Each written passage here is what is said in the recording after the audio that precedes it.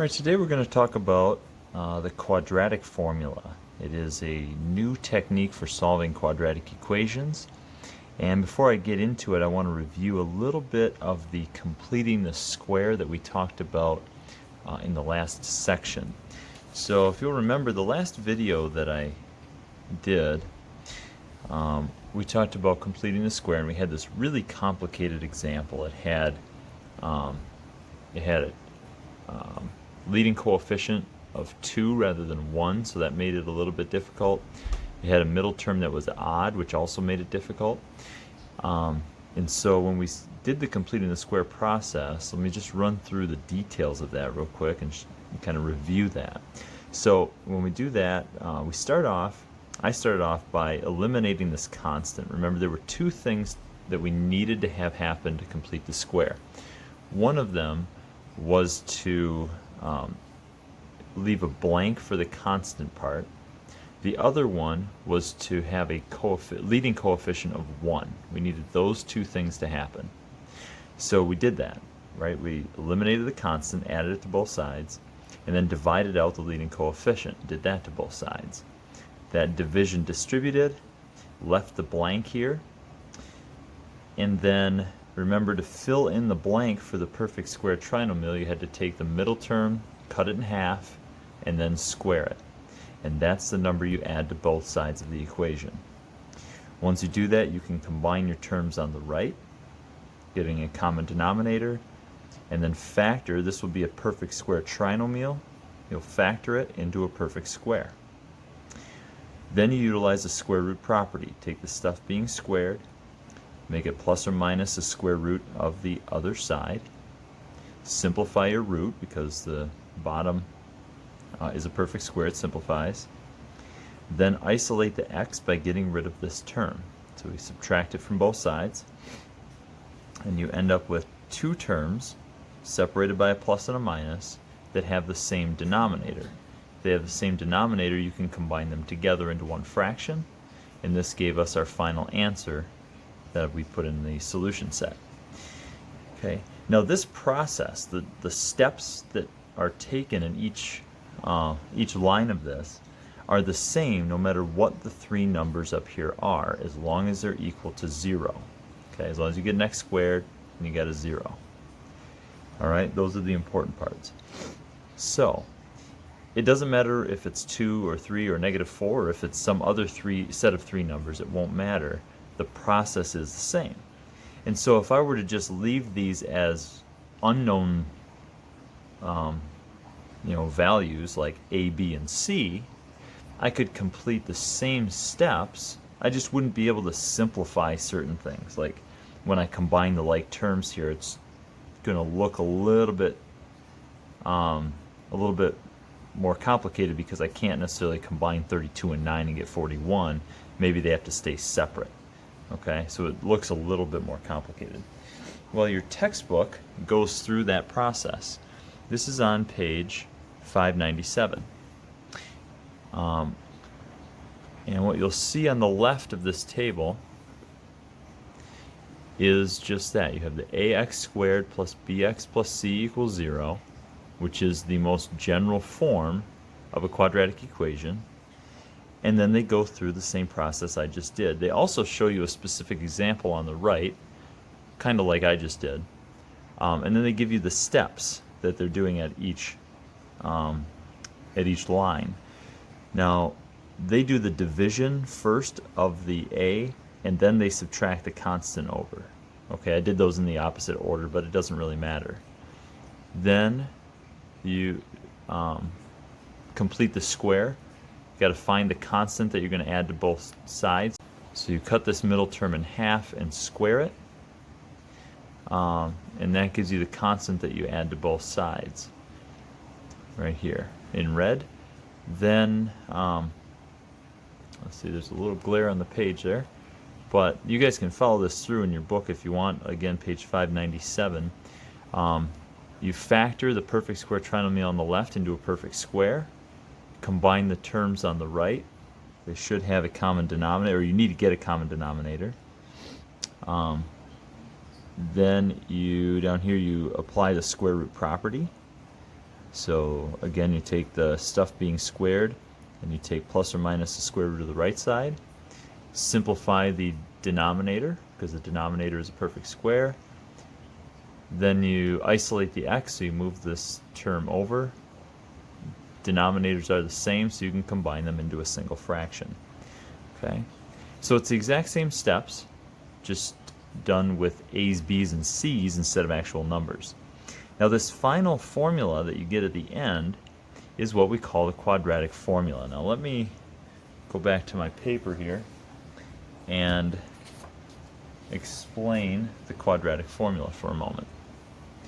All right, so the quadratic formula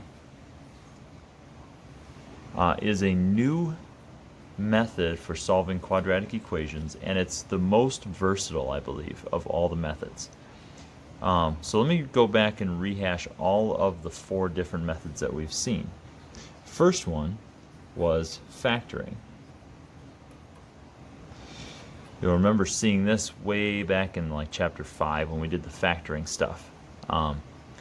This is a very useful technique. It's probably one of the fastest or easiest to perform. So it's a very fast method, as long as you know your factoring techniques. The downside is it only works for factorable polynomials or quadratics. For factorable, let me slide that over, quadratics. Okay, it only works if it's factorable to begin with. If it's not factorable, this method is useless. The second one we learned, and this was in the last section, was the square root property.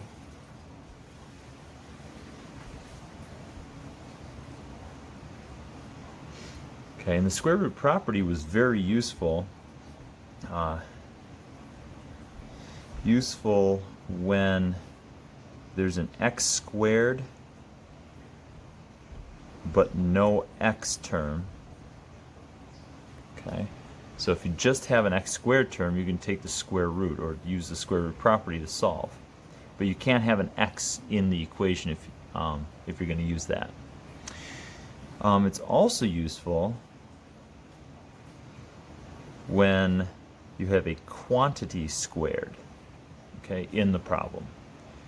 So this is often when we have a, it's what we do in the middle of a completing a square problem, but it can also be by itself. So square root property is very useful in those 2 situations, but it doesn't really work any other time. The third method is the completing the square.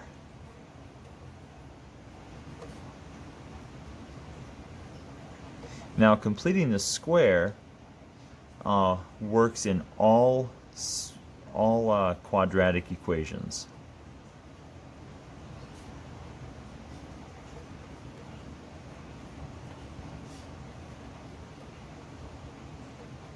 Okay, it works for all of them. They don't have to just be factorable. They don't have to have these particular terms. It works all the time.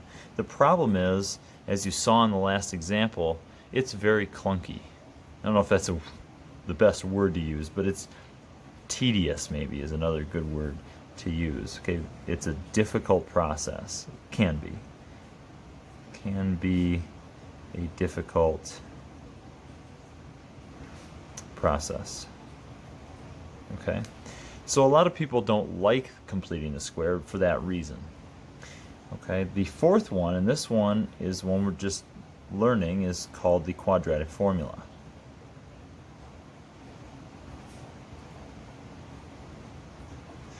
And the quadratic formula, which is what I just showed you in the book, is this equation, basically if ax squared plus bx plus c equals 0.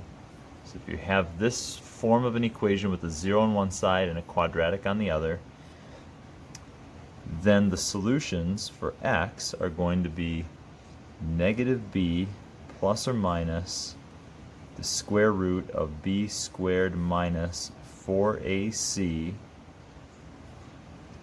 and divide the whole thing by 2a. This is the formula that was derived in the textbook a few moments ago. All right, and so using this formula, it's very handy. Now it looks very complicated. Once you start doing it and using it, you're going to find that it's not so bad, I hope. This is a formula that you're going to need to know for the tests. So you're going to need to know this. Okay, I will not be giving that to you on a test. Also, this method works in all quadratic equations, just like completing the square does. Okay, so that's a big plus for this method, is it works in all quadratic equations. And finally, most people find that this is simpler than completing the square.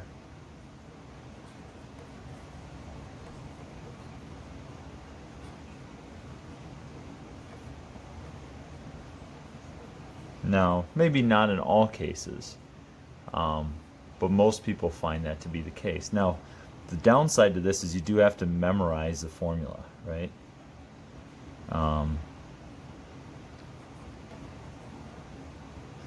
Memorize the formula. So that's a downside to it, obviously. But I think, again, if you were to write this formula down every time you attempt the problem, you'll eventually memorize it. Okay? Or just focus on writing it down multiple times over and over, and I think you'll get there.